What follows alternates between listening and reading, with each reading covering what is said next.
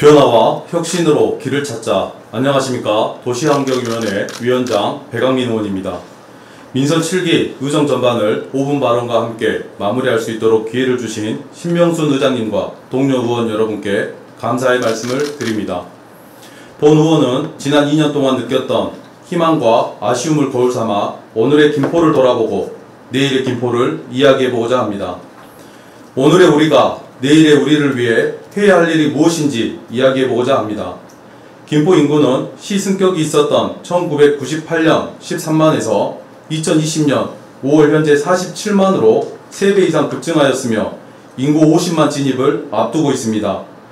지방자치법에서 정하는 인구 50만 이상의 대도시는 각종 법률에서 정하는 바에 따라 그 지위와 권한이 한층 높아지는 것을 의미하기도 합니다. 우리는 2035 도시기본계획을 통해 인구 70만 이상의 더 커질 김포를 그려가고 있습니다.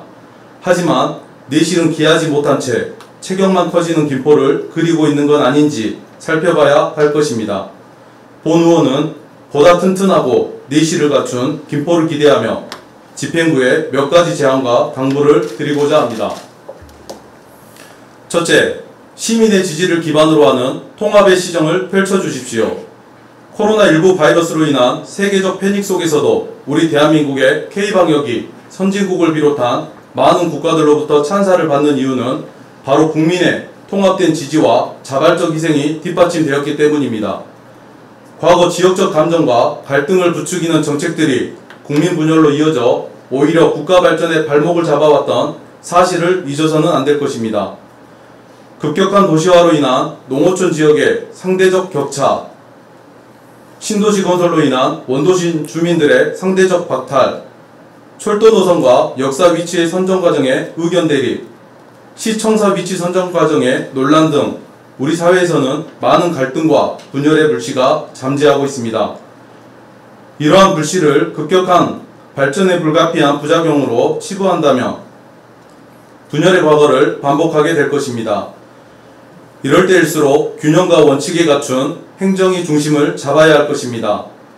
사마천은 사기에서 가장 어리석은 정치를 시민과 싸우는 것이라 했습니다.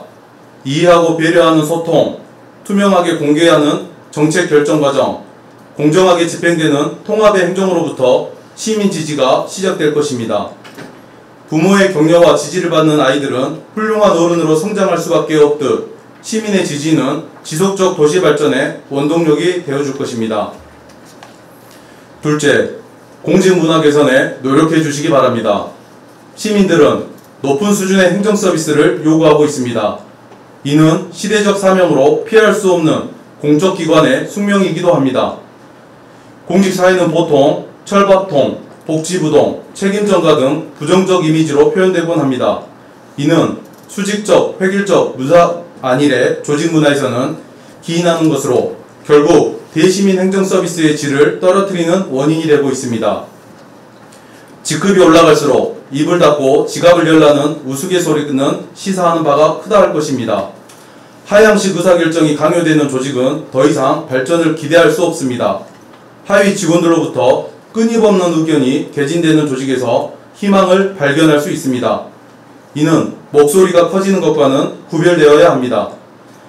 가장 경계되어야 할 것은 결재권자가 만든 결정에 실무자들이 명분을 만들어내는 일들일 것입니다. 아래로부터 충분한 검토와 토론을 거쳐 합의 결과를 만들어낼 수 있는 유연한 조직 문화가 자리 잡아야 합니다. 또 하나의 경계 대상은 감사의 역기능입니다. 많은 양의 업무를 적극적으로 추진한 직원은 감사의 대상이 되고 적은 양의 업무를 소극적으로 추진한 직원은 감사의 대상에서 제외된다는 이야기를 들었습니다. 이것이 감사의 역기능입니다. 결국 공직자들은 업무를 회피하고 소극적으로 추진하게 될 것입니다. 감사는 잘못된 것을 바로잡는 것이 본래의 목적으로 그것을 벗어나 공직자들의 창의와 적극 행정을 가로막는 장애물이 된다면 오히려 감사의 대상이 되어야 할 것입니다. 일부에서는 민원 해결을 위해 감사제도를 악용하는 일까지 있다고 합니다. 적극행정 면책제도가 적극 반영되어 감사의 순기능이 살아날 때 공직기강의 확립은 물론 열심히 일하는 공직자들의 인정받는 공직사회의 공정과 정의가 바로설 것입니다. 마지막으로 경쟁력을 갖춘 자족도시 구현에 힘써주시기 바랍니다. 김포시는 오래전부터 자족도시를 지향해왔지만 여전히 제자리를 맴돌고 있습니다. 출근시간 철도 이용과 주요 도로의 통행량이 서울 방향으로 집중되는 것은 우리 김포시가 여전히 배드타운의 모습을 벗어나지 못하고 있음을 반증하고 있습니다. 좋은 기업을 유치하고 그로부터 생산과 소비가 균형을 맞출 수 있을 때 진정한 자족도시로서의 모습을 갖춰나갈 것입니다. 이를 위해 본 의원은 중앙과 경기도 산하기관의 김포 유치 노력을 강력하게 요청드리는 바입니다. 이미 정부는 균형 발전을 위하여 많은 공공기관을 지방으로 이전하고 있으며 경기도 역시 산하기관 이전을 추진 중에 있습니다. 우리 김포는 수도 서울과 접해 있을 뿐 아니라 수도권 제1, 2 순환고속도로가 경유하고 김포국제공항이 인접해 있어 충분한 경쟁력을 확보하고 있습니다. 접경지역으로 많은 규제와 제한을 받아왔던 김포는 공공기관 유치에 충분한 명분도 가지고 있습니다. 다행스럽게도 시 집행부는 경기도 산하기관 유치를 위해 TF팀을 구성 가동한다고 합니다. 우리에게는 대한축구협회 유치와 황해경제자유구역 지정을 위한 도전했던 소중한 경험이 있습니다. 이는 실패가 아닌 성공을 위한 밑거름으로 발판 삼아야 할 것입니다. 부족한 것은 채우고 보다 전략적으로 준비한다면 우리는 성공할 수 있을 것입니다. 간절히 바라면 이루어진다고 했습니다.